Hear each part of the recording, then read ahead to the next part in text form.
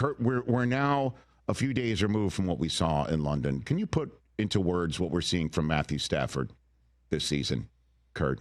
Yeah, I mean, he's just in full control of everything. In the past, I mean, we've always seen, great play and the special throws and, how gifted he is as a thrower.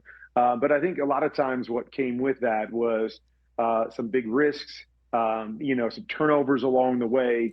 And right now, he just looks to be in that zone. And I mean, even the game that we saw in London, I mean, they didn't really ask him to do all that much, so to speak. He wasn't winging the ball down the field, but it's about managing it. And it's about making the throws that are there in front of you. And, even some of those short throws that he made were really great throws in that game. But that to me is what it feels like, is that he's gone to another level just in terms of the way that he's playing the game and the way that he's got a comfort level in that offense. And, I mean, even in that, I don't think we ever saw the ball in harm's way that entire game. It's just protect the football, make the throws that are there. He's going to make some of those special throws, whether it's a sidearm throw for the touchdown or whether it's the long naked bootleg where he flips the hips and throws it 45 yards on the dime, for the touchdown to his tight end.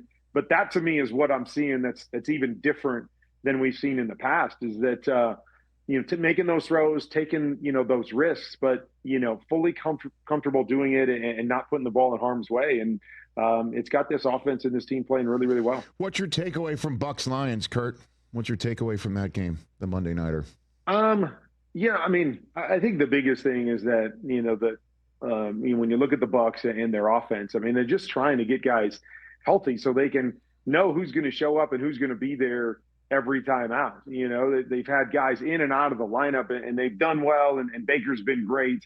But it's just a tough thing when, you go in, you finally get Mike Evans back, and you probably have a big package for him, and there's no Chris Godwin, and Ibuka was banged up a little bit, and so he's kind of the focal point, and then he breaks the collarbone, and he's out, and so now you're trying to shuffle guys in. So I think that's my biggest take, is that they got to get healthy and figure out who they're going to be, and give Baker kind of a solid group to work with, because he is playing at an extremely high level, but it caught up with them. Detroit went and challenged them and played man-to-man coverage, and they just didn't seem to have the horses to be able to match up. It wasn't a great performance from the Lions offense outside of a couple big plays and Jahmyr Gibbs, being Jahmyr Gibbs.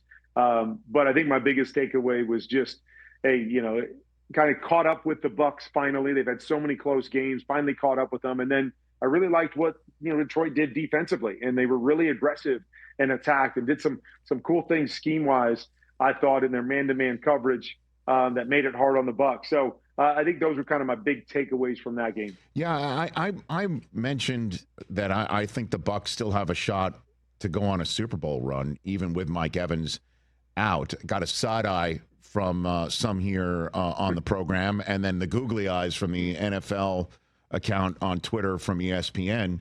And because Evans wasn't there in Seattle when Tampa went up there and won a shooting match.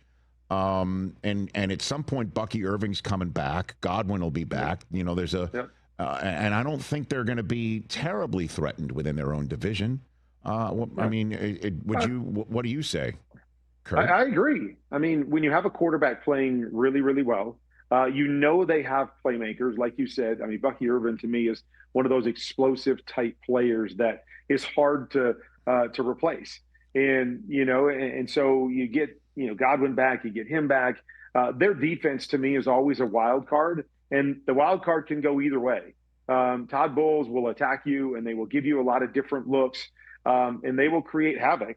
But at the same time, they can give up a lot of big plays as well. So I think a run for them obviously will be centered around Baker, but it'll be about that defense and that defense being able to kind of, what do I want to say, lock in to the point where they're still going to attack, but you just can't give up those big game-changing plays. Because, again, in this game, Detroit struggled to do a whole bunch. They had the first drive, and then they had the long touchdown run. And outside of that, it was really a struggle for them. But they had a couple big plays along the way that changes the complexion of things. And so that will be, to me, the challenge for this Bucs team.